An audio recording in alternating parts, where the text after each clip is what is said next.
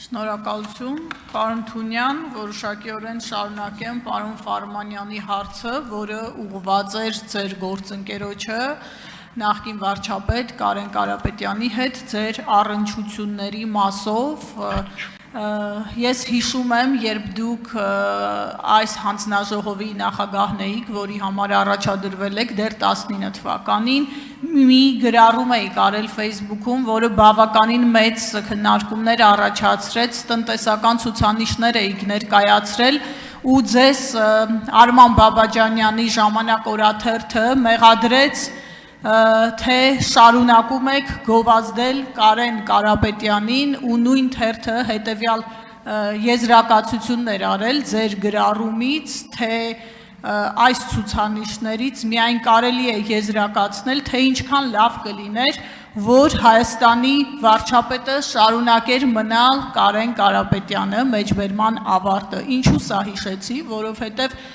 այս օրերի քննարկումների ժամանակ ձեր ֆրակցիայի գրեթե բոլոր ներկայացուցիչները այստեղ նստած ընդդիմադիրներին փորձում են ինչ-որ բաներ հիշեցնել, ինչ-որ կապեր հիշեցնել։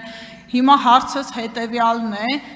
ինչ տրանսֆորմացիա է ապրել տնտեսությունը վերլուծելու, գնահատելու ձեր մոտեցումը հիմա եւ նախկինում, օրինակ դուք կիսում եք այն բոլոր մեղադրանքները, այդ թվում նաեւ տնտեսական զարգացումների մասով, որոնք այս օրերին ձեր գործընկերները անդադար հնչեցնում են բոլորի հասցեին, շնորհակալ եմ։ Տիկին Ղարամանյան, ճիշտ ասած չհասկացա հարցի երկրորդ մասը առաջին մասի հետ ինչ կապ ունի, առավել ևս պարոն Ֆարմանյանի հարցի հետ, բայց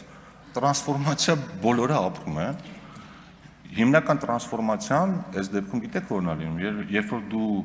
կառավարության կամ ազգային ժողովի որոշումներին նայում ես որպես քաղաքացի կամ լրագրող,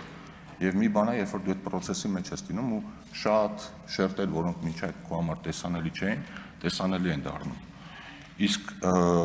դուք կհիշեք, Տիկին Ղարամանյան, որ ես 2018 թվականին, 17 դուք ավելի լավ կհիշեք,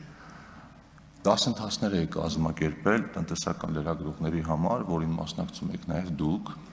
ու կհիշեք, որ այդ դասընթացներին որպես դասախոս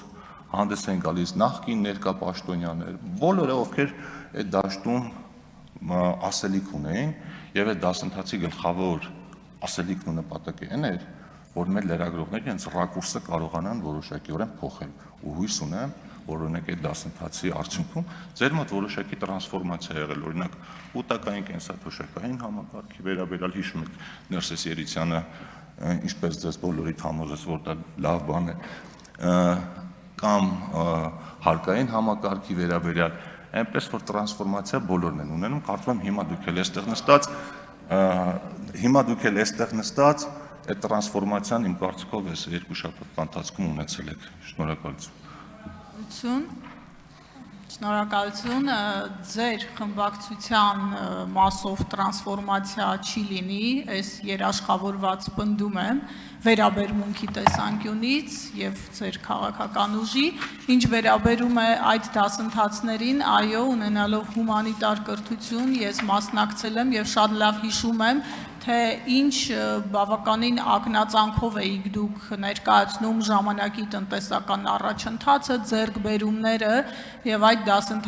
դասընթացավարներից նաեւ տվյալ ժամանակի կառավարության ներկայացուցիչներն էին, շնորհակալություն, որ հիշեցրիք։ Տիկին Ղարամանյան, հիմա տրանսֆորմացիա կլինի, չի լինի, ես ասացի, մենք երկու տարբերակին էլ պատրաստ ենք, այդ փորձը ունենք, բայց օրինակ եթե խոսում ենք պրոֆեսիոնալիզմից ու մնացած հատկանիշներից, ես ուզում եմ հիշեցնել, որ ձեր շարքերում կա մարդ, ով երբ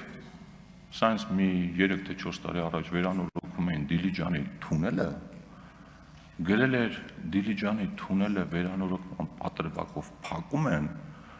որ Տավուշում հողերը տան ու մեր զորքը չկարողանա հասնել օգնության։ Ես այդ այնքան աբսուրդ միտք է, ես լուրջ եմ ասում, որ պատկերացնելը բավականին բարդ է, ու ձեր շարքերում կա մարդ, ով ընդամենը 1 ամիս առաջ ձեր կողմից կամ ընդհանրապես ընդդիմության կողմից մանդատ վերցնելը համարում էր անթույլատրելի սխալ։ եւ չէր պատրաստվում գնալ ազգային ժողովում բոքսի տանձիկ աշխատելու, բայց հիմա ամեն ինչ անում է, որ բոքսի տանձիկ աշխատի։ Շնորհակալություն։